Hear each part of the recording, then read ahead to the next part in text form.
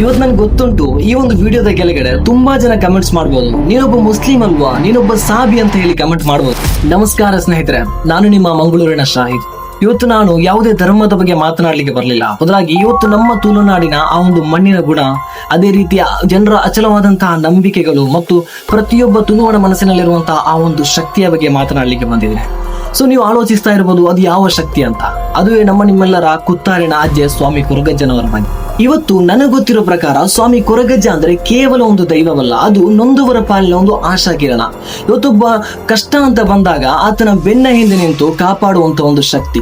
So ಹಾಗಾಗಿ ನೀವೇ ನೋಡಿರ್ಬೋದು ಸ್ನೇಹಿತರೆ, ಅಲ್ಲಿ ಯಾವುದೇ ರೀತಿಯ ಜಾತಿ ಇಲ್ಲ, ಧರ್ಮ ಇಲ್ಲ, ಜೊತೆಗೆ ಮತ ಇಲ್ಲ. ಸೊ ಅಂತಹ ಒಂದು ವಾತಾವರಣ ಆಗಿದೆ ನಾವು ಅಲ್ಲಿ ಕಾಣುವಂಥದ್ದು. ಜೊತೆಗೆ ಎಷ್ಟೊಂದು ಮಂಗಳೂರಿನ ಜನರು, ನಮ್ಮ ಮುಸ್ಲಿಂ ಬಾಂಧವರು, ಅದೇ ರೀತಿ ಕ್ರಿಶ್ಚಿಯನ್ ಬಾಂಧವರು ಕೂಡ ಆ ಒಂದು ಸ್ವಾಮಿ ಕೊರಗಜ್ಜನವರ ಮೇಲೆ ಅಪಾರವಾದಂತಹ ಒಂದು ಗೌರವವನ್ನು ಹೊಂದಿದ್ದಾರೆ. ಯಾವುದೇ ಒಂದು ವಸ್ತು ಕಳೆದು ಹೋದಾಗ ಆಗಿರ್ಲಿ, ಅಥವಾ ಬದುಕಿನಲ್ಲಿ ದಾರಿ ಕಾಣದಿದ್ದಾಗ ಆಗಿರ್ಲಿ, ಅಜ್ಜೆ ಕಾಪಾಡುವಂತ ಕೂಗಿದ್ರೆ ಸಾಕು, ಆ ಒಂದು ಅಭಯ ಸಿಗುತ್ತೆ ಅನ್ನೋದು ಇಲ್ಲಿನ ಜನರ ಅನುಭವ ಸ್ನೇಹಿತರೆ. ಇವತ್ತು ನನ್ಗೆ ಗೊತ್ತುಂಟು, ಈ ಒಂದು ವಿಡಿಯೋದ ಕೆಳಗಡೆ ತುಂಬಾ ಜನ ಕಮೆಂಟ್ಸ್ ಮಾಡ್ಬೋದು, ನೀನೊಬ್ಬ ಮುಸ್ಲಿಂ ಅಲ್ವಾ, ನೀನೊಬ್ಬ ಸಾಬಿ ಅಂತ ಹೇಳಿ ಕಮೆಂಟ್ ಮಾಡ್ಬೋದು.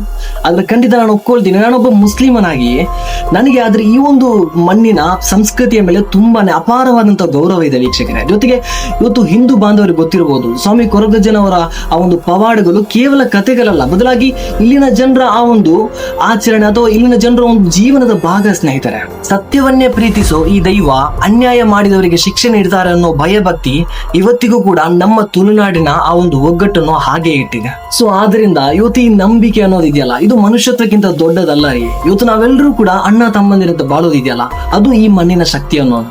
ಜೊತೆಗೆ ಸ್ವಾಮಿ ಕೊರಗಜ್ಜನವರ ಆಶೀರ್ವಾದ ನಮ್ಮ ಕರಾವಳಿಯ ಮೇಲೆ ಇರ್ಲಿ ಅಂತ ಹೇಳ್ತಾ, ಸೊ ಈ ಒಂದು ವಿಡಿಯೋನಾದ್ರೆ ನಿಮ್ಗೆ ಇಷ್ಟ ಆಗಿದೆ, ಜಸ್ಟ್ ಒಂದು ಇಷ್ಟ ಆಗಿದ್ರೆ ಮಾತ್ರ ಈ ಒಂದು ವಿಡಿಯೋನ ನಿಮ್ಮ ಫ್ರೆಂಡ್ಸ್ಗಳಿಗೆ ಕೂಡ ಶೇರ್ ಮಾಡಿ.